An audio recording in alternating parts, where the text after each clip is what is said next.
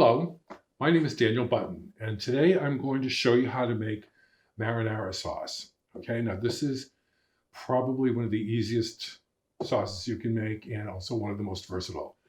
It's used a lot in Italian American cuisine, which we in my family are very fond of. So let's talk about tomatoes first. Now, normally, this is the tomato I use. It's a pastine, ground peeled tomatoes. It's called kitchen ready, but also notice it's chunky style here. It's got some texture to it. It's not all completely pureed. And if you like to have a little bit of, chunks of tomato in your final sauce, this is the one you're going to want to get. Uh, a lot of people think that these San Marzano tomatoes are probably the best. Yeah, they are. There's no doubt about it.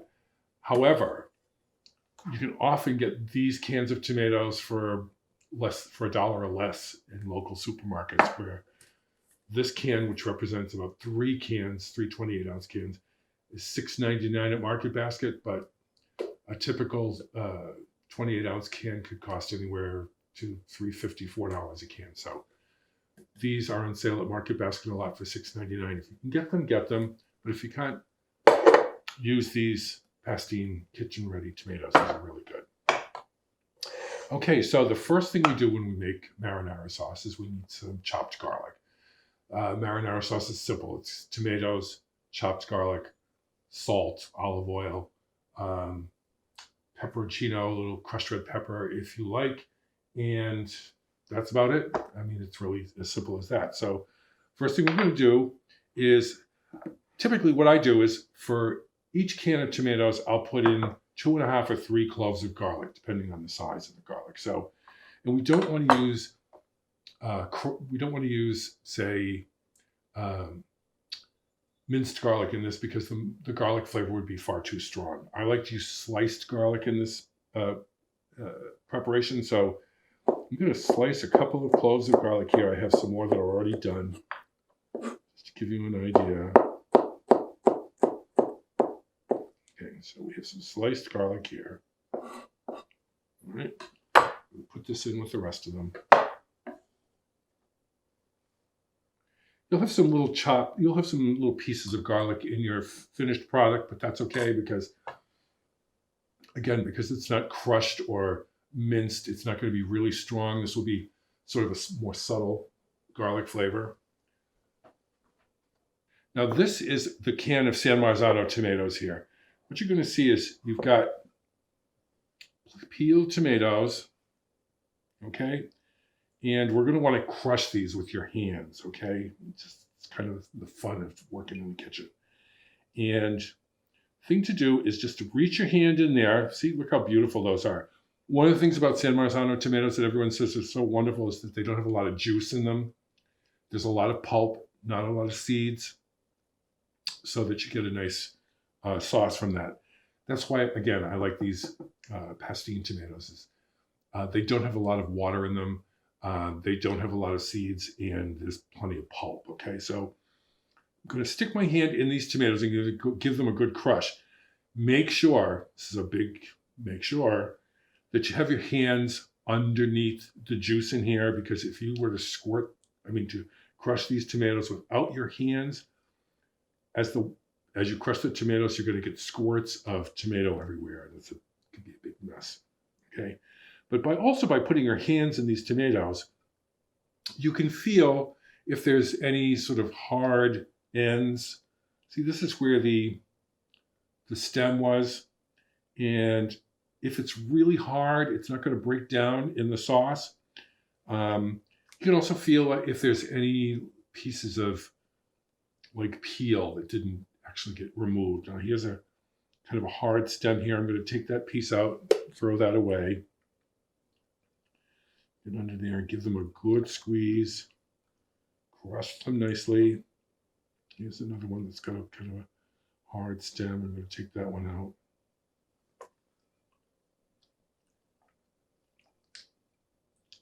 It's really very relaxing.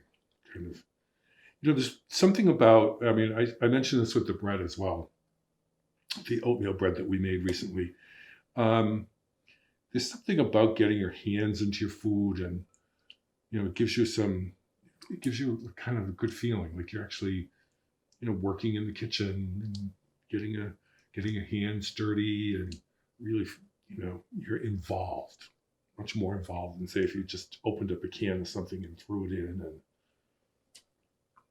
and didn't have anything else to do with it. So these are pretty well crushed.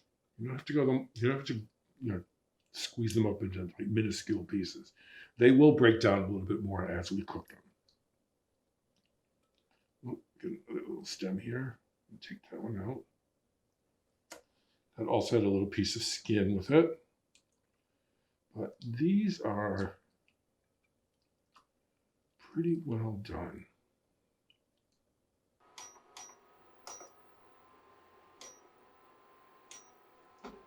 Okay, so we heat the pan up, and we're going to add some olive oil. Now, this is one of the things that you don't have to use your best olive oil. This is just your standard light olive oil. But you want to put a good glug of oil in there because we've got 3 cans of tomatoes, and we'll be sauteing a lot of garlic in there. So you want to wait until that gets good and hot. Won't take long, but you wait until it gets good and hot.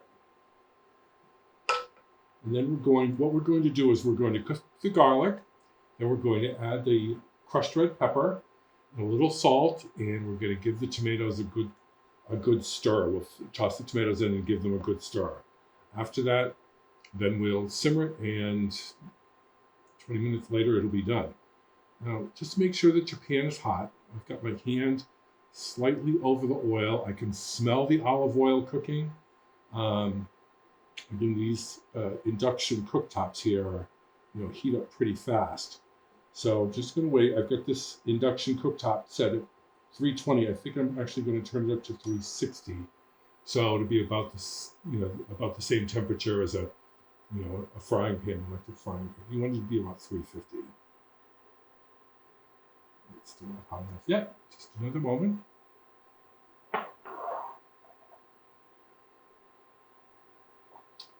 Okay.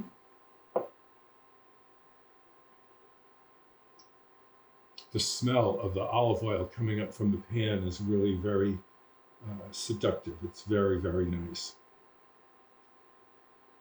Means it's heating up. Okay, so that's getting hot. So we're going to start putting some of this garlic in here. And it is starting to sizzle, so that's good.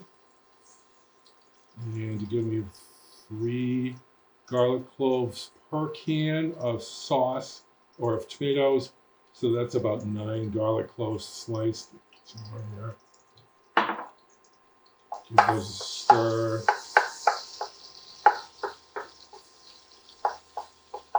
Now, you don't want the garlic to brown too much. You just want it to get a little toasty look around the edges.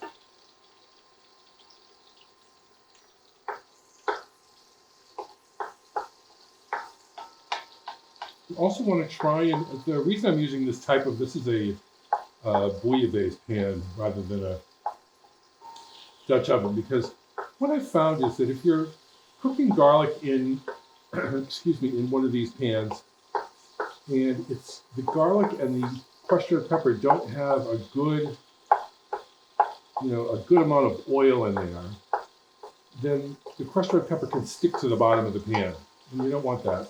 You want anything to stick. You can see that the garlic is getting nicely opaque, and as soon as you start seeing a little bit of browning on the garlic, you see the garlic is in plenty of oil there. If you need to put more oil in, don't hesitate.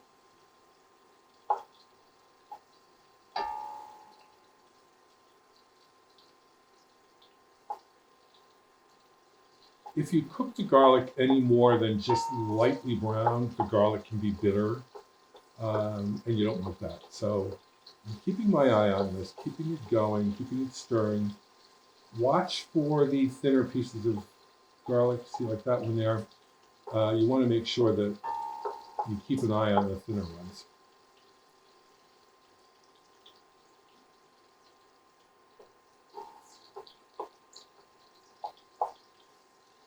I'm starting to see some very slight browning. And what you'll also notice is See, there's a little browning there.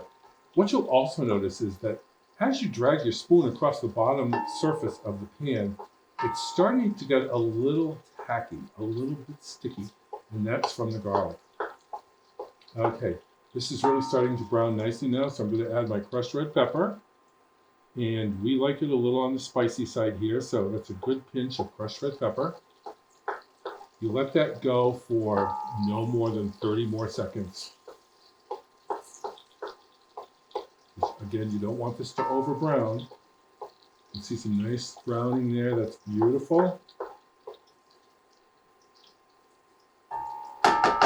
Okay, at this point, I'm going to add the tomatoes, and you just dump them right in there. You see all this tomato in here? You don't want to lose that. So I have some water in my tomato can. You swish the water around in this bowl to collect all that tomato. And we'll put that in the sauce as well.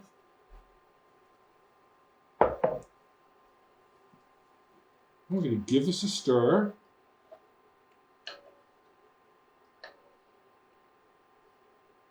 And we're going to bring this up to a simmer.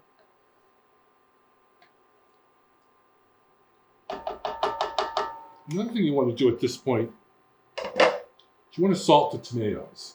Okay? You don't need a lot because canned tomatoes do have some salt in them most of the time. So I'm just going to put a little bit of a sprinkling of salt. That was about 1/4 teaspoon of kosher salt. Maybe just a little bit more. Give that a stir. See, you still got some chunks in there. That's really nice.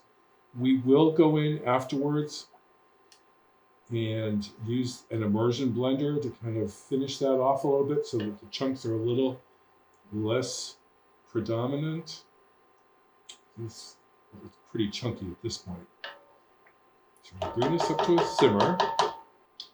Well, it looks like we're getting a nice simmer going here. We want to make sure that the entire surface is sort of undulating. That means we're getting a nice simmer going here. We want this really up to heat here because what we're going to do is we're going to put the cover on and we're going to put the cover partially on, and then we're going to let this simmer for 20 minutes.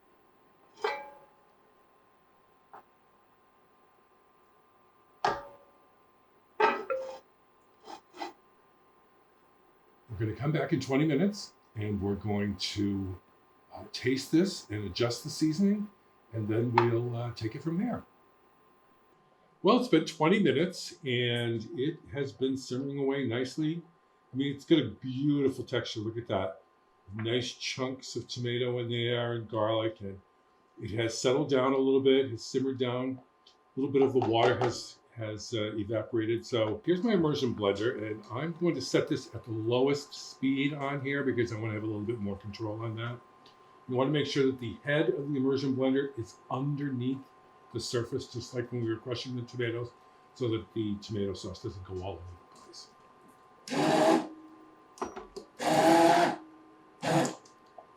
You don't want to over process this. Again, well, if you like it really smooth, then go ahead and process it. But personally, I like my tomato sauce a little bit more on the chunky side, so I think I'm just going to take a look at this with my spoon. So you can see that's got some chunks in it. That's just the way I like it. So we're all done with this. I'm just going to take the head off here. Put that away. Now the next step is to taste this and adjust the seasoning. So I've got a nice spoon here, a clean spoon. Take some of this and taste it.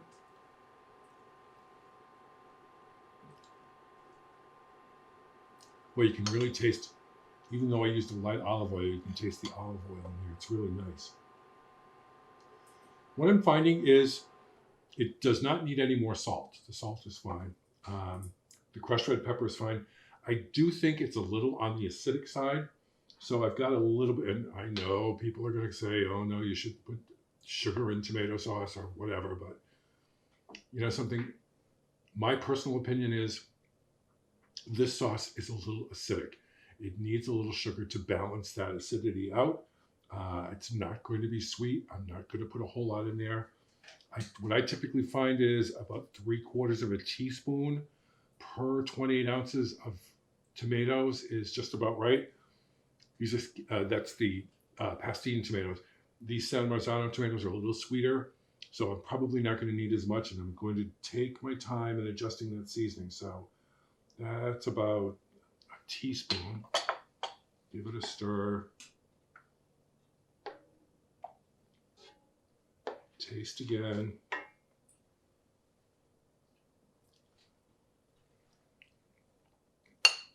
It's just a little bit more.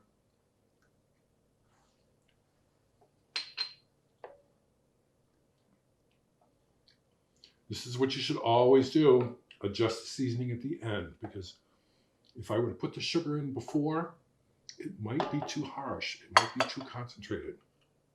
Same thing with salt. You always want to adjust the final adjustment of seasoning at the end when you've done the pureeing and all that stuff. Yep, that's just right. So we're going to let this cool. But for time problems that we would have here, I'm going to let you know that this is what I do with this after we finish cooking. This sauce is ready to go. And what you can do with this is a basic sauce. I'm going to be putting this is about three 2-quart containers that this can of sauce will make. And here's what you can do with it. Now, you can use this for a pasta sauce, just as it is, by just adding maybe a little bit of thyme, fresh basil to it. That would be really, really good. You'd find that it's got a nice, sharp, full flavor to it. You can take this sauce and you can add some oregano to it, and you can make a pizza with it.